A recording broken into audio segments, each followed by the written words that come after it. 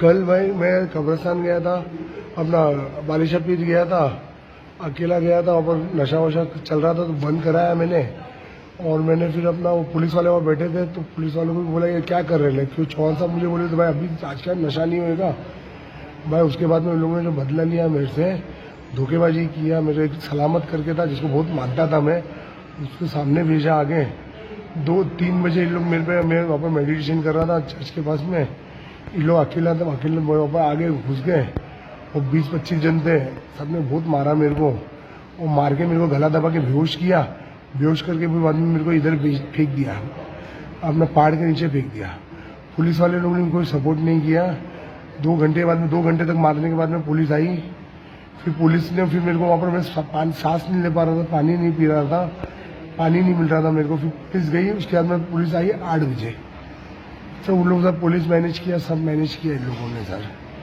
वो मेरा इंस्टाग्राम में मेरे को समझ में नहीं आ रहा कहाँ से क्या है, मेरे को ऐड नहीं कर पा रहा हूँ मैं, तो इसलिए आपको ये न्यूज़ भेज रहा हूँ मैं। मेरा मोबाइल भी चोरी कर लिया इन लोगों ने, मेरा मोबाइल भी चोरी कर लिया।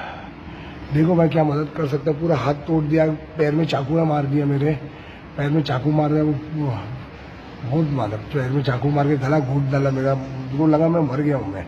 इम्रान असलम खान हा आपल्या धावकी डोंगरी तिथे राहतो। त्यांनी त्याला मारहाण झाल्यामुळं आमच्या 112ला कॉल आला होता।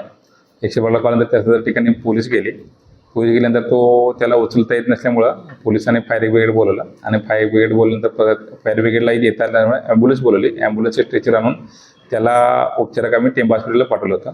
टेंबा हॉस्पिटलवरून तो शताब्दी हॉस्पिटलला ॲडमिट झाला आणि तिथून त्याने त्याचं स्टेटमेंट घेतलेलं आहे। स्टेटमेंटमध्ये त्याने सांगितलं की सलामत नावा त्याच्या परिसरात राहणाऱ्या सलामत नावाच्या मुलाच्या आईशी त्याचा काही दिवसापूर्वी वाद झाला होता। त्या वादाचा राग मनात धरून सलामत व त्याच्या 2-4 मित्रांनी, 4-5 मित्रांनी, तसेच कुलसुम वगैरे यांनी त्याला मारहाण केली आहे बांबूवर लाकडी दांडकेने। त्याबद्दल पोलिसांना गुन्हा दाखल केला आहे, त्याचा पुढील तपास करीत आहोत।